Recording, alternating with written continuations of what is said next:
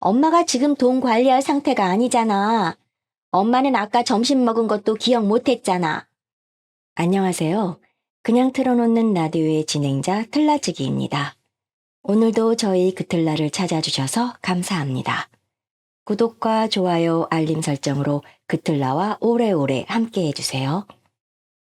61살 문정아 씨는 3살 위 언니 문선영 씨와 어릴 때부터 각별했어요. 부모님이 일찍 세상을 떠난 뒤에는 언니가 반쯤 엄마처럼 정아 씨를 챙겼지요. 정아 씨가 결혼에 실패해 어린 딸을 데리고 친정으로 돌아왔을 때에도 언니는 아무 말 없이 방 한 칸을 내주며 당분간 새벽 장사를 같이 하자고 했지요. 동생에게 용돈을 쥐어주기 위해서였습니다. 언니는 시장 골목 끝에서 12평짜리 국밥집을 하고 있었습니다. 새벽 4시면 솥에 불을 올리고 손님이 끊긴 오후에는 반찬을 만들어 팔았어요.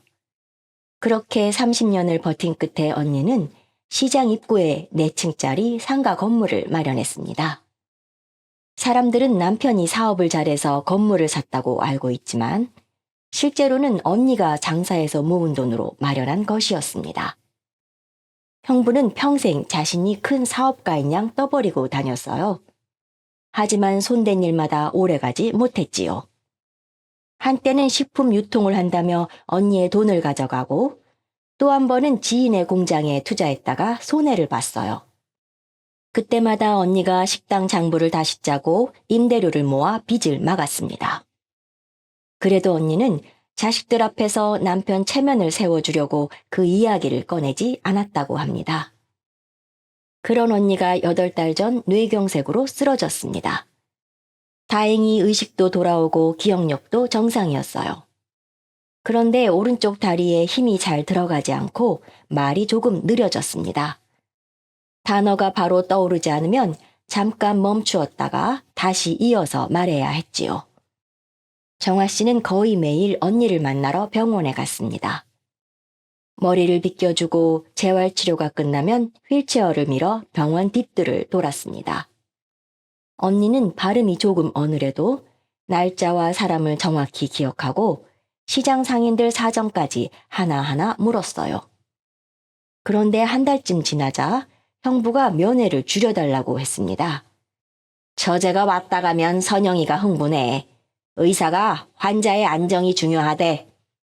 정화 씨가 어느 의사가 그렇게 말했느냐고 묻자 형부는 짜증부터 냈습니다. 내가 보호자야. 병원 일은 내가 알아서 해.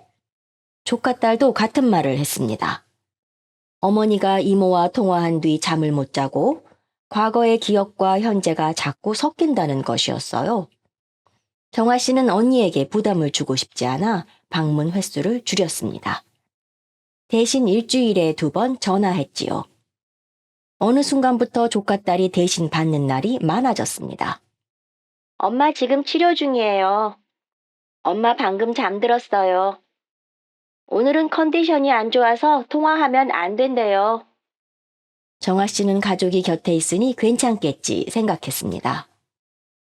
그 믿음이 얼마나 위험했던 건지는 잘못 온 전화 한 통으로 알게 되었어요. 비가 내리던 어느 날 오후였습니다. 정아 씨가 반찬 가게에서 장을 보고 나오는데 모르는 번호로 전화가 걸려왔어요. 상대는 정아 씨가 여보세요 라고 말하자 확인도 하지 않고 다급하게 쏟아냈습니다. 드림재활병원입니다. 문선영님 보호자 맞으시지요? 내일 어머니 건물 판매 위임장 받는다고 하셨지요? 정아 씨는 발걸음을 멈추었습니다. 누구시죠? 상대가 잠시 숨을 삼켰습니다. 아, 번호를 잘못 눌렀나 봅니다. 죄송합니다. 전화는 곧바로 끊겼습니다. 흔한 실수라고 생각하기엔 통화 속에서 들은 말들이 마음에 걸렸습니다. 언니의 이름, 어머니 위임장, 건물. 상대가 빠르게 말한 병원 이름은 언니가 입원한 곳이었어요. 원래 전화는 조카딸이 받아야 했던 것 같았어요. 정아 씨는 즉시 형부에게 전화했습니다. 형부, 언니 건물 팔려고 해요? 형부는 잠깐 침묵하더니 황당하다는 듯 대답했습니다. 갑자기 무슨 헛소리야? 재활병원에서 전화가 왔어요. 언니 보호자냐고 묻더니 내일 언니한테 위임장 받는다고 했어요. 보이스피싱이겠지. 선영이 치료비가 얼마나 드는데 건물을 왜 팔아? 그럼 언니하고 통화할게요. 지금 자고 있어.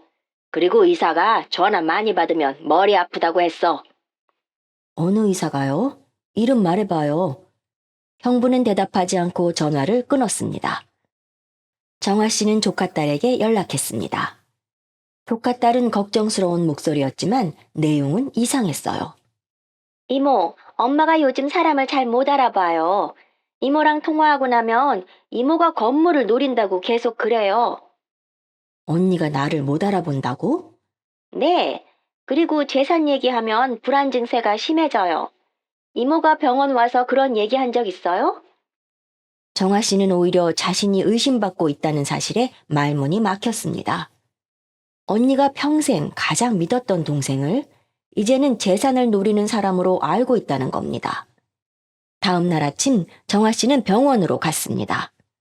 면회 신청서를 쓰자 원무과 직원이 난처한 표정으로 말했어요. 보호자 요청으로 외부 면회가 제한되어 있습니다. 주 보호자의 허락이 있어야 합니다. 저 친동생이에요. 지난달까지만 해도 매일 왔어요. 따님께서 환자분이 특정 가족을 만나면 불안과 망상이 심해진다고 기록을 남기셨어요. 정아 씨는 조카들에게 전화를 걸었지만 모두 받지 않았습니다. 형부도 마찬가지였어요. 병원 복도에서 1시간 가까이 기다리던 중 재활치료실 문이 열렸습니다. 그곳에서 언니가 탄 휠체어를 조카딸이 뒤에서 밀며 나왔습니다. 정아 씨가 언니를 부르자 언니는 즉시 고개를 들었습니다. 눈이 커지고 입술이 떨렸어요. 정아야. 분명 동생 이름을 부르려는 소리였습니다. 그런데 조카딸이 휠체어를 급히 돌렸습니다. 엄마, 저 사람 이모 아니야. 또 헷갈렸어. 그날 오후 정아 씨는 곧바로 시장 입구로 갔습니다. 언니의 건물이 있는 골목에는 오래된 부동산이 4곳 있었습니다. 정아 씨는 첫 번째 부동산에 들어가 조심스럽게 물었습니다. 혹시 시장 입구 문선영 씨 건물이 매물로 나왔나요? 중개인은 고개를 저었습니다. 거긴 건물주가 웬만하면 안 판다고 소문난 곳인데요. 두 번째 부동산도 모른다고 했습니다. 세 번째 부동산에서는 형부가 며칠 전 다녀간 적은 있지만 정식 매물로 받은 것은 아니라고 했어요. 남편분이 시세만 물어보고 가셨어요. 아주 급하신 것 같던데요. 정아 씨는 심장이 내려앉는 기분이었습니다. 형부는 정말 움직이고 있었습니다. 마지막으로 시장 끝에 있는 작은 부동산에 들어갔습니다. 유리문에는 금매 전문이라는 빨간 글자가 붙어 있었어요. 정아 씨가 언니의 건물 이야기를 꺼내자 중개인의 표정이 굳어졌습니다. 문선영 씨 건물 말씀하시는 건가요? 네, 제가 친동생입니다. 언니가 직접 판다고 했나요? 중개인은 바로 대답하지 못했습니다. 책상 위에는 서류철 하나가 뒤집혀 있었고 그 옆에 언니의 건물 주소가 적힌 메모지가 살짝 보였습니다. 정아 씨는 그 메모를 놓치지 않았습니다. 방금 병원에서 이상한 전화를 받았어요. 내일 위임장 받는다고요. 언니는 지금 재활병원에 있고 저는 오늘 병원에서 면회도 거절당했어요. 혹시 형부나 조카들이 이 건물을 내놨다면 건물주 본인 의사를 확인해야 하는 거 아닌가요? 중개인은 문 쪽을 한번 보고 목소리를 낮추었습니다. 저희도 그래서 찜찜했습니다. 남편분하고 아드님이 금매로 내놨어요. 건물주가 내경색 뒤에 판단이 어렵다면서 위임장으로 진행하겠다고 했습니다. 언니가 직접 한다고 말한 적은요? 제가 병원에 서류 설명하러 한번 갔는데요. 어르신은 계속 고개를 저으셨어요. 따님이 옆에서 어머니가 상황을 이해 못한다고 했고요. 가격은 얼마였어요? 중개인이 적어준 금액을 본 순간 정아 씨는 온몸에 피가 빠져나가는 느낌이 들었어요. 주변 시세보다 최소 3억 원은 낮은 가격이었습니다. 계약금을 빨리 받는 조건으로 매수인을 붙이고 내일 병원에서 위임장과 인감도장을 받아오기로 되어 있었어요. 그제야 정아 씨는 확실히 알았습니다. 언니는 치매가 아니었습니다. 가족들이 언니를 치매 환자처럼 만들고 있었습니다. 그리고 그 목적은 치료가 아니라 언니가 평생 새벽 장사로 일군 건물 한 채였습니다. 정아 씨는 언니의 상태를 객관적으로 확인하기 위해 주치의를 만나려 했습니다. 하지만 동생은 법적 보호자가 아니라는 이유로 진료 내용을 들을 수 없었어요. 대신 예전에 언니와 친하게 지내던 재활치료사에게 조심스럽게 연락했습니다.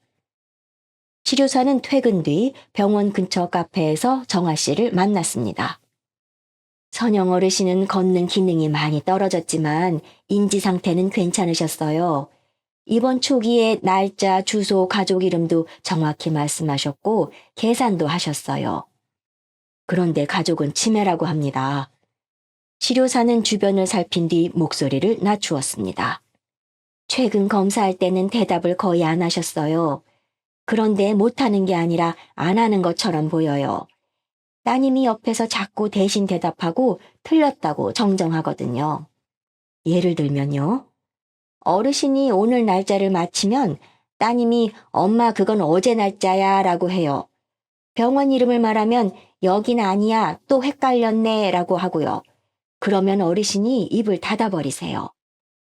정아 씨는 언니가 판단력을 잃은 것이 아니라 대답할 때마다 틀린 사람 취급을 받으며 말을 포기해가고 있다는 것을 깨달았습니다.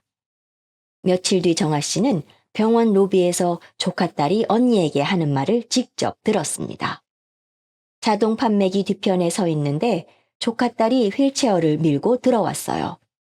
사람 없는 구석에 멈춘 조카딸은 환하게 웃으며 언니의 손을 잡았습니다. 그러나 목소리는 차가웠습니다. 엄마, 내일 의사가 물어보면 그냥 모르겠다고 해. 그래야 치료비 지원도 받고 우리가 대신 처리할 수 있어. 언니가 느리게 말했습니다. 내 건물은 팔지 마. 엄마가 지금 돈 관리할 상태가 아니잖아. 엄마는 아까 점심 먹은 것도 기억 못했잖아. 먹었어. 죽 반 그릇. 조카딸은 순간 인상을 찡그렸지만 곧 다시 웃었습니다. 그래도 의사 앞에서는 모른다고 해. 우리가 엄마 편하게 해주려고 그러는 거야. 그날 저녁 어디서 들었는지 잔뜩 화가 난 형부가 정아 씨의 집으로 찾아왔습니다. 현관문이 열리자마자 신발도 벗지 않고 소리쳤어요. 저쟤는 남의 집안일에 끼어들지 마. 언니 재산을 몰래 팔려는 게 왜 남의 일이에요? 그 건물 만드는데 나도 기여했어. 평생 남편 노릇했으면 내 몫도 있는 거야. 정아 씨는 헛웃음이 나왔습니다. 형부 사업 망했을 때 언니가 국밥 팔아 빚 갚은 건 기억 안 나요? 언니가 새벽부터 일할 때 형부는 사무실 임대료도 못 내고 있었잖아요. 형부의 얼굴이 벌겋게 달아올랐습니다. 선영이가 정신이 온전치 않으니까 처제가 옛날 얘기로 흔드는가 보네. 그러다 법원에서 처제가 언니 재산 노린다고 다 말할 수 있어. 법원에 뭘 말해요? 형부는 입을 다물었습니다. 정아 씨는 그 반응을 놓치지 않았어요. 정아 씨는 다음 날 언니가 살던 아파트로 갔습니다. 우편함은 광고지로 가득했지만 그 사이에 법원 발송 표시가 된 등기 안내문이 끼어 있었습니다. 정아 씨는 봉투를 직접 뜯을 수 없어 사진만 찍고 법원 사건 번호를 확인했습니다. 이후 변호사의 도움을 받아 사건 내용을 알아보았지요. 형부와 조카들이 언니를 상대로 성년 후견 개시 심판을 신청한 상태였습니다. 신청 사유에는 언니가 뇌경색 뒤 망상과 기억 장애를 보이며 친동생의 말을 맹목적으로 따르려 한다고 적혀 있었습니다. 더 기막힌 문장도 있었어요. 피후견인은 친동생에게 부동산을 증여하려는 비현실적 의사를 반복하며 가족에게 적대적인 태도를 보임. 정아 씨는 언니에게 건물을 달라고 한 적이 없었습니다. 그런데 가족들은 이미 정아 씨를 재산을 노리는 사람으로 만들어 놓고 언니와의 연락을 막을 근거로 사용하고 있었습니다. 그제야 모든 조각이 맞아 떨어졌습니다. 면회 제안도 전화 차단도 언니가 이모를 무서워한다는 말도 모두 성년 후견 신청을 유리하게 만들기 위한 준비였습니다. 정아 씨는 그날 바로 언니 건물의 세입자들을 찾아갔습니다. 2층에서 미용실을 하는 상인은 뜻밖의 말을 했어요. 한 달 전부터 형부가 임대료 입금 계좌를 바꾸라고 했다는 겁니다. 원래는 언니의 계좌로 보내던 월세를 형부 개인 계좌로 보내라고 했어요. 이유를 묻자 아내가 치매라 자신이 재산을 관리한다고 말했다고 합니다. 3층 학원 원장은 더 수상한 서류를 보여주었습니다. 재계약을 서두르며 보증금을 낮춰주는 대신 건물이 팔리면 바로 나가겠다는 특약을 넣자고 했다는 것이었어요. 정상적인 건물주라면 손해를 감수할 이유가 없었습니다. 형부는 세입자들에게까지 언니가 아무것도 모르는 사람이라고 퍼뜨리며 건물을 비우기 쉽게 만들고 있었습니다. 정아 씨는 언니의 거래은행에도 찾아갔습니다. 동생이라는 이유로 계좌 내역을 볼 수는 없었어요. 대신 직원에게 대리인 변경이나 큰 인출 시도가 있으면 본인 확인을 강화해달라고 요청했습니다. 직원은 며칠 전 가족이 위임장을 들고 왔다가 서명이 평소와 달라 처리가 보류되었다고 귀뜸해 주었습니다. 어르신이 직접 오시거나 병원에서 본인 확인을 해야 한다고 안내해 드렸습니다. 가족들은 부동산만 건드린 것이 아니었습니다. 예금까지 먼저 빼내려다 막힌 상태였어요. 정아 씨는 가족들이 언니 몰래 언니의 재산을 정리하고 있다는 사실에 치를 떨었습니다. 정아 씨는 분노했지만 섣불리 형부를 찾아가지 않았습니다. 지금 필요한 것은 기록이었어요. 언니가 정상적으로 판단할 수 있다는 증거와 가족들이 의도적으로 말을 막았다는 사실을 확보해야 했습니다. 정아 씨는 병원에 정식 면회 요청서를 냈지만 또다시 거절당했습니다. 가족이 환자의 안정을 이유로 반대하고 있다는 답뿐이었어요. 그래서 언니의 재활치료 시간을 알아냈습니다. 매주 수요일과 금요일 오후 치료가 끝나면 병원 뒤편 산책로를 한 바퀴 돈다는 사실을 치료사에게 들었습니다. 금요일 오후 정아 씨는 산책로 벤치에 앉아 기다렸습니다. 얼마 후 언니가 휠체어를 타고 나타났습니다. 간병인이 전화를 받느라 몇 걸음 떨어진 사이 두 자매의 눈이 마주쳤어요. 정아 씨가 다가가자 언니는 놀랐지만 곧 시선을 피했습니다. 딸에게 들키면 다시는 동생을 못 볼 수 있다는 걸 알고 있었던 겁니다. 두 사람은 모르는 사람처럼 스쳐 지나갔습니다. 그 순간 언니가 왼손으로 정아 씨의 손바닥을 잡더니 손가락으로 숫자를 썼습니다. 3, 7, 2. 간병인이 돌아보자 언니는 손을 놓고 고개를 숙였습니다. 정아 씨는 집에 돌아와 숫자의 의미를 계속 생각했습니다. 언니의 집 현관 비밀번호도 아니고 생일이나 통장 번호도 아니었어요. 그러다 두 자매가 국밥집에서 함께 일하던 시절을 떠올렸습니다. 언니는 중요한 돈이나 서류를 숨길 때 정아 씨에게 숫자로 위치를 알려주곤 했습니다. 3번째 선반, 7번째 장부, 2번째 봉투. 그들만 아는 방식이었습니다. 언니의 옛 식당은 오래전에 문을 닫았지만 뒤편 창고는 아직 남아 있었습니다. 지금은 조카 아들이 카페 물품과 고장난 의자를 쌓아두는 장소로 사용하고 있었지요. 정아 씨는 언니가 예전에 맡겨둔 열쇠가 어디에 있는지 알고 있었습니다. 식당 간판을 내리던 날 언니가 말했었지요. 여긴 내 인생이 들어있는 곳이야. 열쇠 하나는 네가 갖고 있어. 정아 씨는 새벽 5시에 창고로 갔습니다. 시장 상인들이 나오기 전이라 골목은 조용했어요. 셔터를 반쯤 올리고 안으로 들어가자 먼지 냄새와 오래된 간장 냄새가 섞여 올라왔습니다. 3번째 철제 선반에는 낡은 임대장부가 10권 꽂혀 있었습니다. 7번째 장부를 꺼내 펼치자 표지 안쪽에 얇은 봉투 3개가 붙어 있었습니다.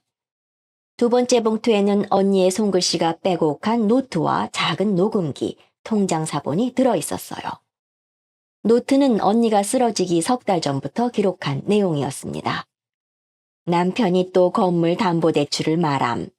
친구 상가 개발 사업에 넣은 돈이 묶였다 함. 금액을 묻자 화를 냄. 아들이 카페 운영자금 3천만 원을 요구함. 지난번 돈 사용처도 설명하지 못함. 딸이 이혼할지도 모른다며 자기 집이 필요하다고 함. 엄마가 살아있는데 왜 재산을 쥐고 있느냐는 말을 함. 세 사람이 따로 와서 각자 돈을 달라고 하더니 요즘은 내가 의심이 많아졌다고 서로 같은 말을 함. 통장 사본을 보니 언니는 이미 아들에게 2차례 거액을 빌려주고 딸의 전세 보증금도 일부 대준 상태였습니다. 그런데 가족들은 더 많은 돈을 요구했습니다. 정아 씨는 녹음기의 재생 버튼을 눌렀습니다. 처음에는 식탁 그릇 부딪히는 소리가 들리고 곧바로 형부의 목소리가 나왔습니다. 당신이 계속 버티면 치매 진단이라도 받아서 우리가 관리할 수밖에 없어. 언니는 느리지만 분명하게 대답했습니다. 내 돈은 내가 관리해. 당신 요즘 같은 말 반복하는 거 알아? 의사한테 얘기하면 다 증거야. 다음 파일에서는 조카 아들의 목소리가 들렸습니다. 엄마 죽으면 어차피 우리가 받을 건데 조금 먼저 쓰는 게 뭐가 문제야? 건물 하나 팔아도 엄마 평생 먹고 살 돈 남아. 네 빚 얼마냐? 그걸 왜 따져, 가족끼리. 마지막 파일에서는 조카 딸이 가장 부드러운 목소리로 말하고 있었습니다. 엄마, 우리한테 맡기면 편해. 이모한테는 절대 말하지 마. 이모가 엄마 돈 노린다고 아빠가 그러더라. 정아는 안 그래. 엄마가 뭘 알아? 이모가 엄마 아픈 틈 타서 건물 달라고 할 수도 있잖아. 언니는 가족이 자신을 치매 환자로 몰려한다는 사실을 미리 눈치채고 있었습니다. 그래서 장부와 녹음기를 숨겨두고 동생에게만 위치를 알릴 방법을 남긴 것이었어요. 정아 씨는 곧바로 변호사와 상의했습니다. 성년 후견 신청에 대응하려면 언니의 판단 능력을 가족과 분리된 환경에서 평가받아야 했습니다. 외부 전문의의 방문 평가를 신청하고 법원에도 독립된 감정이 필요하다는 의견서를 준비했지요. 가족들도 정아 씨의 움직임을 알아챘습니다. 병원 직원이 외부 평가 일정과 관련해 서류를 확인하다가 조카 딸에게 연락한 겁니다. 조카 딸은 그날 저녁 병원에 나타났습니다. 다음 날 아침 정아 씨가 병원에 도착했을 때 언니의 병실은 비어 있었습니다. 침대 위에는 잘린 환자 팔찌만 남아 있었어요. 간호사는 가족이 새벽에 퇴원 절차를 밟아 다른 시설로 옮겼다고 했어요. 전원 간 곳은 보호자 요청으로 알려줄 수 없다고 했지요. 형부와 조카들은 전화를 받지 않았습니다. 조카 딸은 문자 한 줄만 보냈습니다. 엄마 치료에 방해하지 마세요. 정아 씨는 그날 결국 경찰서를 찾아갔습니다. 정아 씨는 언니가 가족에 의해 강제로 이동되었다고 신고했습니다. 형부는 곧바로 경찰에 전화해 자기 아내를 다른 병원으로 옮긴 것이 왜 실종이냐며 항의했어요. 경찰도 처음에는 가족 내부의 보호 문제로 보았습니다. 그러나 정아 씨는 단순한 면회 갈등이 아니라는 점을 설명했습니다. 외부 인지평가를 앞둔 환자를 갑자기 옮기고 재산 매각용 위임장을 받으려 했다고 말했어요. 녹음에는 치매 진단을 이용하겠다는 협박이 담겨 있었습니다. 경찰은 최소한 언니 본인의 의사를 직접 확인할 필요가 있다고 판단했습니다.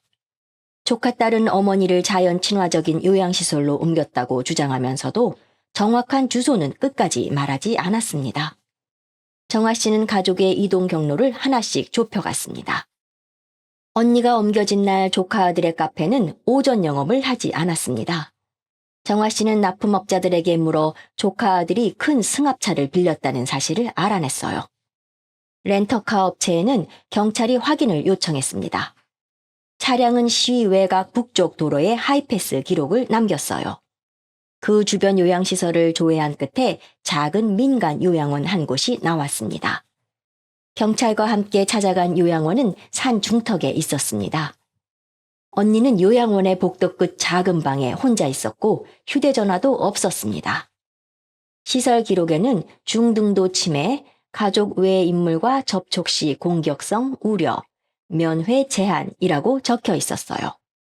정아 씨가 방에 들어가자 언니는 침대 난간을 붙잡고 몸을 일으켰습니다. 말은 느렸지만 또렷했습니다. 나는 치매가 아니에요. 남편하고 아이들이 내 건물을 팔려고 나를 여기 데려왔어요. 시설장은 당황했습니다. 가족이 제출한 소견과 실제 환자 상태가 너무 달랐기 때문입니다. 언니는 날짜와 장소를 정확히 말하고 자신의 건물 주소와 임차인 이름, 통장 잔액 범위까지 기억했습니다. 경찰 입회 아래 언니는 다시 독립된 병원으로 옮겨졌습니다. 신경과와 정신건강의학과 평가 결과가 나왔습니다. 언어 속도와 운동 기능에는 후유증이 있지만 전반적인 인지 기능과 재산 판단 능력은 정상 범위라는 소견이었어요. 중요한 계약의 의미와 결과도 충분히 이해하고 있었지요. 외부 병원에서 인지검사를 받는 동안에도 가족들의 방해는 계속되었습니다. 조카 딸은 검사실 앞에서 자신이 보호자라며 반드시 함께 들어가야 한다고 우겼어요. 형부는 언니가 질문을 이해하지 못하니 자신이 대신 답하겠다고 했습니다. 담당 의사는 두 사람을 밖으로 내보내고 언니만 남겼습니다. 검사는 단순히 날짜를 묻는 데서 끝나지 않았습니다. 가상의 부동산 계약서를 보여주고 얼마에 무엇을 파는지, 서명하면 어떤 결과가 생기는지 설명해 보라고 했어요. 언니는 느리게 매매 금액과 계약금, 잔금의 차이를 정확히 말하고 시세보다 터무니없이 낮은 가격이면 팔지 않겠다고 답했습니다. 의사가 가족이 대신 관리하면 더 편하지 않겠느냐고 묻자 언니는 잠시 숨을 골랐습니다. 편한 것과 권리를 넘기는 건 달라요. 나는 도움은 필요하지만 허락 없이 팔라고 한 적은 없어요. 조카 딸은 복도에서 울먹이며 자신이 어머니를 가장 오래 돌보았다고 주장했어요. 그러나 언니는 검사가 끝난 뒤 정아 씨에게 말했습니다. 조카 딸은 병원에 올 때마다 사진만 찍고 언니가 화장실 가는 연습을 하려 하면 넘어진다며 막았다고 했습니다. 스스로 할 수 있는 일을 계속 못하게 만들어 의존적인 환자로 보이게 한 것이었지요. 형부는 더 노골적이었다고 합니다. 병실에 둘만 남으면 언니에게 계약서 내용을 빠르게 읽어주고는 알아들었느냐고 몰아붙였습니다. 그러고는 언니가 한 문장만 다시 말해달라고 하면 봐, 당신은 이제 이런 것도 이해 못해 라고 했지요. 사람의 판단력을 의심하게 만드는 방식으로 억눌러 온 것입니다. 외부 평가가 끝난 뒤 언니는 정아 씨에게 가족들의 빚을 자세히 말했습니다. 형부는 오랜 친구가 추진한다는 상가 개발 사업에 퇴직금과 대출금을 넣었습니다. 처음에는 2배로 불려주겠다는 말에 넘어가고 손실이 생기자 사채까지 써서 추가 투자했어요. 건물이 팔리지 않으면 형부 명의 아파트 지분이 경매로 넘어갈 상황이었던 겁니다. 조카 아들은 카페가 잘 되는 것처럼 꾸몄지만 어머니의 건물 1층을 무상으로 사용하면서 관리비조차 제대로 내지 않았습니다. 매출 일부를 가상화폐에 넣었다가 큰 손실을 보고 다른 거래소에서 빌린 돈까지 합치면 빚이 수억 원이었습니다. 조카 아들은 건물이 팔리면 자기 몫으로 적어도 5억 원은 받을 수 있다고 계산하고 있었어요. 조카 딸은 남편과 이혼을 준비하고 있었습니다. 재산 분할해서 분리할까봐 어머니 돈으로 아파트 보증금을 마련한 뒤 별거하려 했어요. 겉으로 병원을 가장 자주 오가며 효녀 행세를 했지만 실제 목적은 주 보호자 권한을 쥐고 어머니의 연락과 진료 기록을 통제하는 것이었습니다. 세 사람은 저마다 사정이 달랐지만 목표는 같았습니다. 언니의 건물을 급히 팔아 각자의 구멍을 막는 일이었지요. 그런데 한편인 줄 알았던 가족들 사이에도 배신이 있었습니다. 경찰 조사와 법률 대응을 위해 조카 아들이 사용하던 창고 컴퓨터를 확인하는 과정에서 정아 씨는 파일 하나를 발견했습니다. 제목은 정산안이었습니다. 조카 아들이 만든 분배표에는 건물 매각 대금에서 세금과 대출을 뺀 뒤 자신이 절반 가까이를 가져가고 조카딸에게 일정 금액을 주는 것으로 적혀 있었습니다. 아버지 몫은 겨우 빚 일부를 갚을 정도만 배정되어 있었어요. 자식들은 아버지가 건물을 팔게 만든 뒤 남은 돈은 자기들끼리 나눌 계획이었습니다. 반대로 형부가 부동산에 전달한 별도 계약 메모에는 자식들에게 약속한 액수보다 훨씬 적은 돈만 주는 것으로 계산되어 있었습니다. 형부는 건물을 판 뒤 자기 빚부터 정리하고 자식들에게는 어머니 치료비가 많이 들었다며 돈을 줄이려 했습니다. 조카딸도 따로 움직였습니다. 매매가 끝나면 어머니의 요양비 명목으로 1억 원을 자기 계좌에 먼저 보내달라는 각서를 준비해 두었어요. 같은 편인 척했지만 서로가 서로를 속이며 더 많이 챙기려 했던 겁니다. 언니는 자료를 한참 바라보다가 씁쓸하게 웃었습니다. 내가 잘못 살았나 보다. 돈 앞에서 본 모습이 나오네. 정아 씨는 언니의 손을 꼭 잡았습니다. 이제 계약 못하게 막고 다 밝히자. 하지만 가족들은 생각보다 빠르게 발을 뺐습니다. 형부는 경찰 앞에서 억울하다는 듯 말했습니다. 우리가 언제 강제로 팔려고 했습니까? 치료비가 걱정돼서 알아본 것뿐이에요. 아내가 싫다는데 우리가 뭘 하겠어요? 조카 아들도 고개를 숙였습니다. 엄마 상태가 안 좋아 보여서 대신 알아본 거예요. 계약한 것도 아니고 돈 받은 것도 없잖아요. 조카딸은 눈물까지 보였습니다. 엄마를 보호하려고 한 거예요. 이모가 오해한 거예요. 실제로 아직 계약은 체결되지 않았고 언니의 도장이 찍힌 최종 서류도 없었습니다. 병원 기록과 녹음은 수상했지만 가족들은 오해다, 진짜 팔 생각은 없었다는 식으로 빠져나가려 했습니다. 겉으로는 일이 멈춘 것처럼 보였습니다. 하지만 형부의 빚도 조카 아들의 사업 빚도 조카딸의 이혼 문제도 그대로였습니다. 돈이 필요한 이유가 사라지지 않았는데 사람들이 갑자기 마음을 고쳤을 리 없겠지요. 며칠 뒤 언니 건물 3층의 학원 원장이 정아 씨에게 연락했습니다. 이상해서 말씀드려요. 아드님이 다시 왔다 갔어요. 건물 주인이 곧 바뀔 수 있으니 보증금 계좌를 확인하자고 하더라고요. 가족들은 시장 부동산이 아니라 외곽 부동산을 통해 다시 계약을 추진하고 있었습니다. 이번에는 정식 매매가 아니라 매매 예약 형식으로 먼저 계약금을 받고 나중에 언니가 동의한 것처럼 서류를 맞추려 하는 듯 했지요. 정아 씨가 이 사실을 알리자 언니는 한참 눈을 감고 있다가 느리게 말했습니다. 이번에도 막으면 또 다른 방법을 찾을 거야. 그럼 어떻게 해? 이번에는 저것들이 직접 말하게 해야 해. 내가 모른다고 믿고 끝까지 속내를 꺼내게. 약속된 두 번째 계약일은 사흘 뒤였습니다. 언니는 가족들 앞에서 판단력이 흐린 척하기로 했습니다. 조카딸이 말을 걸면 고개만 끄덕이고 형부가 서류를 설명하면 알아듣지 못한 사람처럼 멍하니 바라보았습니다. 가족들은 안심했습니다. 조금만 더 하면 결국 도장을 받아낼 수 있다고 믿은 겁니다. 정아 씨는 뒤에서 외부 병원의 정상 소견서와 위임장 철회서, 가족들이 다시 계약을 시도한 정황을 모두 준비했습니다. 이제 필요한 것은 하나였습니다. 그들이 언니의 의사를 무시하고 건물을 넘기려 했다는 말을 자기 입으로 하게 만드는 것이었습니다. 그리고 사흘 뒤 형부와 자식들은 스스로 그 자리에 모였습니다.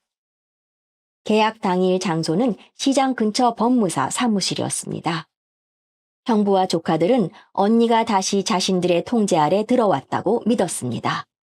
언니는 휠체어에 앉아 말이 어눌한 척하고 질문을 받으면 조카딸 쪽만 바라보았어요. 정아 씨도 이제 어쩔 수 없다는 안타까운 표정으로 조용히 옆에 앉아 있었지요. 형부는 매수인에게 설명했습니다. 아내가 뇌경색 이후로 판단력이 흐려졌습니다. 가족이 대신 설명해야 해요. 그래도 도장은 직접 찍을 수 있습니다. 조카 아들은 서류가 준비되었는지 재촉하고 조카딸은 어머니의 손가방에서 인감 도장을 꺼내 테이블 위에 올려놓았습니다.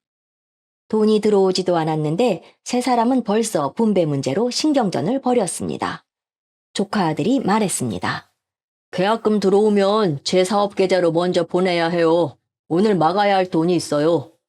그러자 조카딸이 곧바로 받아쳤습니다. 오빠만 급해? 엄마 새시설 보증금도 내 계좌로 받아야 해. 내가 병원 다닌 시간이 얼만데. 형부가 서류를 내리치며 소리쳤습니다. 내 빚부터 갚아야지. 이 건물 만드는데 내가 평생 기여했어. 조카 아들은 코웃음을 쳤습니다. 아빠 빚부터 다 갚으면 우리는 뭐가 남는데요? 투자 실패는 아빠가 한 거잖아요. 조카 딸도 참았던 말을 쏟아냈습니다. 엄마 병원에 제일 많이 다닌 건 나야. 엄마 목 관리하는 것도 내가 했고. 내 몫이 제일 커야 돼. 형부는 매수인과 법무사가 보는 앞에서도 고함을 질렀습니다. 너희가 누구 돈으로 컸는데 벌써 상속부터 따져? 그때까지 고개를 숙이고 있던 언니가 천천히 휠체어 팔걸이를 잡았습니다. 정아 씨가 옆에서 지팡이를 건네자 언니는 불편한 다리를 딛고 일어섰습니다. 내 건물이 왜 너희 빚잔치 돈이 됐니? 방안이 조용해졌습니다. 형부가 얼른 다가와 언니를 앉히려 했습니다. 당신 컨디션 안 좋아. 그냥 앉아 있어. 언니는 형부의 손을 밀어냈습니다. 나는 내 건물을 팔겠다고 한 적 없어.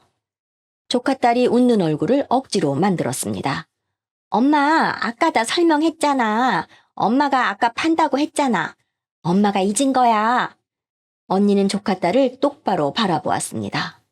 내가 하지도 않은 말을 네가 지어낸 거지. 그리고 준비해온 서류를 테이블 위에 올려놓았습니다.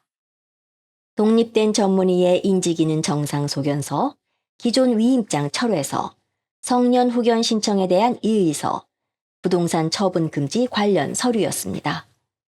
법무사가 서류를 확인하자 표정이 달라졌습니다. 매수인도 계약서를 덮었지요. 정아 씨는 녹음기를 꺼내 재생 버튼을 눌렀습니다. 형부가 치매 진단을 받게 만들겠다고 협박한 목소리, 조카 아들이 상속받을 재산을 미리 쓰는 게 뭐가 문제냐는 말, 조카 딸이 이모를 재산 노리는 사람으로 몰아가라고 한 내용이 사무실 안에 울려 퍼졌습니다. 형부는 곧바로 자식들을 가리켰습니다. 나는 애들이 하자는 대로 한 거야. 선영이 치료비가 걱정돼서 그랬어. 조카 아들이 소리쳤습니다. 아빠가 투자빚만 안 만들었어도 이럴 일 없었잖아. 조카 딸은 울음을 터뜨렸습니다. 나는 엄마를 보호하려고 했어. 엄마가 이모 말만 믿으니까 어쩔 수 없었어. 언니가 조카 딸에게 물었습니다. 나를 보호하려고 전화기를 빼앗고 동생 면회를 막고 모르는 요양원에 가뒀니? 엄마가 자꾸 이모 말만 믿으니까. 너는 나를 계속 속였지. 나는 네가 내 돈만 보고 있다는 걸 알아챈 거야. 그리고 이번엔 조카 아들 쪽으로 몸을 돌렸습니다. 너는 내 건물 1층에서 몇 년을 임대료 한 푼 안 내고 장사했지. 관리비도 밀리고 내 이름으로 대출 보증까지 세우려고 했더라. 조카 아들은 입술을 깨물었습니다. 엄마, 그건 카페를 살리려고. 내 재산을 네 상속분처럼 계산했지. 한 달 안에 가게 비워. 밀린 관리비도 정산해. 형부에게는 이혼과 재산 보전 절차를 시작했다고 알렸습니다. 당신 투자 빚은 당신이 갚아. 내 건물을 당신 실패를 덮는 데 사용하지 않을 거야. 조카 딸에게도 선을 그었습니다. 병원과 요양원에 내가 치매라고 허위로 적고 내 연락을 막은 일은 조사받아라. 울면서 효녀 흉내낸다고 잘못이 없어지지 않아. 매수인은 그렇게 계약을 포기했습니다. 법무사 역시 본인의 명확한 거부 의사가 확인된 이상 위임장으로 진행할 수 없다고 했지요. 형부가 소리쳤습니다. 우리가 가족인데 어떻게 우리를 이렇게 망신줘? 언니는 지갑에서 오래된 가족사진을 꺼내 테이블 위에 내려놓았습니다. 너희는 내가 치매라서 가족을 못 알아본다고 했지. 잠시 숨을 고른 뒤 또렷하게 말했습니다. 아니야, 이제 정확히 알아봤어. 성년 후견 신청은 언니의 정상적인 인지검사 결과와 직접 진술, 치료 기록을 토대로 기각되었습니다. 가족이 제출한 자료에는 과장과 모순이 많았습니다. 날짜를 혼동했다는 기록이 있었지만 같은 날 재활일지에는 언니가 정확한 날짜와 치료 목표를 말한 것으로 적혀 있었어요. 사람을 알아보지 못했다는 주장과 달리 간호 기록에는 방문자 이름을 구체적으로 확인한 내용이 남아 있었지요. 건물 매매 절차도 완전히 중단되었습니다. 형부와 조카 아들이 준비한 위임장 일부에는 장본인이 쓰지 않은 서명이 있었어요. 입원 중 본인이 발급받기 어려운 인감증명서가 첨부되어 있었습니다. 누가 어떤 방식으로 서류를 마련했는지는 수사를 통해 가려졌어요. 가족들이 재산을 관리하려 했을 뿐이라는 변명으로 넘어갈 일이 아니었지요. 조카딸이 어머니의 휴대전화에서 정아 씨와 친척들의 번호를 차단하고 병원의 허위면회 제안을 요청한 사실도 확인되었습니다. 외부 요양원에는 공격성이 있다는 거짓 설명까지 전달했어요. 조카딸은 어머니가 흥분할까봐 그랬다고 변명했습니다. 정작 그 기간 동안에 부동산 계약과 후견 신청을 동시에 추진하고 있었지요. 조카 아들은 어머니 인감도장을 이용해 카페 사업 대출 보증을 세우려 한 정황까지 드러났습니다. 조카 아들은 아직 실행되지 않았으니 문제가 없다고 우겼지만 언니는 단호했습니다. 가족의 재산은 훔쳐도 된다는 말이니? 형부와의 이혼 절차도 빠르게 진행되었습니다. 형부는 건물 형성에 자신이 기여했다고 주장했어요. 하지만 식당 매출 장부와 자금 흐름, 과거 투자 손실을 언니가 메운 기록이 차례로 제출되어 거짓으로 들통났지요.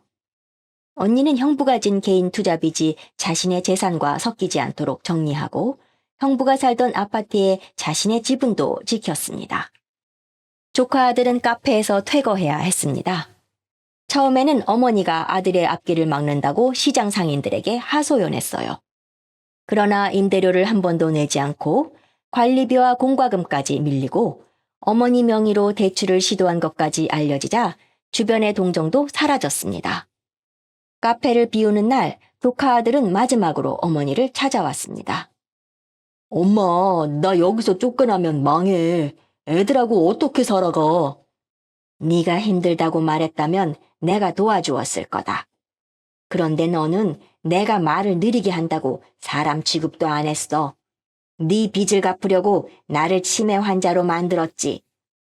한 번만 봐줘. 지금도 미안하다는 말보다 네가 망한다는 말이 먼저구나. 조카 아들은 더 할 말이 없었습니다. 조카 딸도 이혼을 앞두고 갈 곳이 없다며 울면서 찾아왔습니다. 엄마, 나 정말 무서웠어. 남편 집에서 나가면 아이 데리고 어디로 가야 할지 몰랐어. 갈 데가 없으면 나한테 도와달라고 부탁했어야지. 나를 정신없는 사람으로 만들어 내 집을 빼앗을 게 아니라. 조카 딸은 무릎을 꿇으려 했지만 그것조차 언니가 막았습니다. 무릎 꿇는다고 없던 일이 되지 않아. 네가 제출한 허위 서류와 막아놓은 연락부터 책임져. 그리고 네 삶은 네가 다시 세워. 언니는 건물을 팔지 않았습니다. 자식들에게 다시 맡기지도 않았어요. 전문 재산관리 신탁을 이용해 임대료가 자신의 치료비와 생활비, 건물 유지비에만 쓰이도록 구조를 바꾸었습니다. 누구도 혼자 매각하거나 담보로 잡을 수 없게 하고 큰 지출은 독립된 관리 절차를 거치도록 정리했지요. 사후에 남는 재산 일부는 재활치료가 필요한 저소득 환자 지원에 쓰기로 했습니다. 자식들은 상속분이 줄어든다며 반발했지만 언니는 단호하게 말했습니다. 살아있는 내가 내 재산을 쓰겠다는데 왜 너희가 참견이니? 너희는 상속받기도 전에 이미 다 써버렸잖아. 시간이 흘러 재활을 마치고 집으로 돌아오는 날, 정아 씨는 언니와 함께 시장 입구 건물 앞에 섰습니다. 언니는 지팡이를 짚고 오래된 식당 자리를 바라보았어요. 내가 저 가게에서 새벽마다 국 끓이고 손님 없을 때 반찬 팔아서 만든 건물이야. 그런데 가족이라는 사람들이 내가 말이 느려졌다는 이유로 주인 자리에서 밀어내더라. 정아 씨가 언니의 손을 잡았습니다. 전화가 나한테 잘못 걸려오지 않았으면 어떻게 됐을까? 언니는 잠시 생각하다가 대답했습니다. 그래도 언젠가는 알았겠지. 다만 내 가족을 알아보는데 시간이 조금 더 걸렸을 거야. 몇 달 뒤 건물 1층에는 새로운 가게가 들어왔습니다. 조카 아들이 퇴거한 카페 자리에 재활치료를 마친 중장년 여성들이 함께 일하는 작은 반찬 가게였습니다. 이제 언니는 직접 주방에 오래 서 있을 수는 없었지만 메뉴를 정하고 오래된 손맛을 알려주었어요. 수익 일부는 직원들의 재취업 교육과 재활 환자 식사 지원에 쓰였습니다. 개업날 형부와 자식들은 아무도 초대받지 못했습니다. 대신 시장에서 언니와 오랫동안 장사했던 상인들과 병원에서 만난 환자들이 자리를 채웠습니다. 정아 씨가 언니의 앞치마끈을 묶어주며 물었습니다. 힘들지 않아? 선영 씨는 느린 손으로 첫 반찬통을 정리하며 웃었습니다. 말이 느려졌다고 내 삶이 끝난 건 아니잖아. 첫 손님이 들어오자 선영 씨는 지팡이를 옆에 세워두고 직접 인사했습니다. 말은 예전보다 천천히 나왔지만 누구도 대신 말하지 않았고 누구도 틀렸다고 끊지 않았습니다. 하루는 병원에서 만났던 할머니가 가게에 찾아와 하소연을 했습니다. 가족이 통장을 대신 관리한다며 용돈조차 주지 않고 있다는 것이었어요. 언니는 그 할머니의 딸을 공격하는 대신 주민센터 상담을 연결해 주었지요. 본인이 원하는 지출을 직접 말할 수 있도록 옆에서 기다려 주었어요. 언니는 자신이 겪은 일을 복수만이 아니라 다른 사람의 권리를 되찾아주는 데 사용한 것이었습니다. 형부는 한동안 시장 골목을 돌며 자신이 억울하다고 떠들었습니다. 아내가 동생 말에 넘어가 가족을 버렸다는 말이었지요. 그러나 시장 사람들은 선영 씨가 새벽마다 일하던 세월을 모두 기억하고 있었습니다. 한 상인이 형부에게 말했습니다. 우리가 기억을 잃는 건 아니에요. 누가 이 건물을 만든 사람인지 다 알아요. 그 말 뒤로 형부는 시장에 나타나지 않았습니다. 자식들도 어머니에게 연락은 했지만 돈 이야기를 꺼내는 순간 통화는 끊어졌습니다. 형부와 자식들이 빼앗으려던 것은 건물 한 채만이 아니었습니다. 판단력과 목소리, 자기 재산을 결정할 권리까지 없애려 했던 것이지요. 그들은 선영 씨가 가족을 알아보지 못한다고 주장했습니다. 그러나 끝내 가족을 제대로 알아보지 못한 사람은 언니가 아니었습니다. 살아있는 언니를 한 사람으로 보지 않고 미리 나눠 가질 재산으로만 본 형부와 조카들이었지요. 지금까지 그냥 틀어놓는 라디오의 틀라지기였습니다. 구독과 좋아요, 알림 설정까지 부탁드릴게요. 다음에도 재미있는 이야기로 찾아뵙겠습니다. 감사합니다.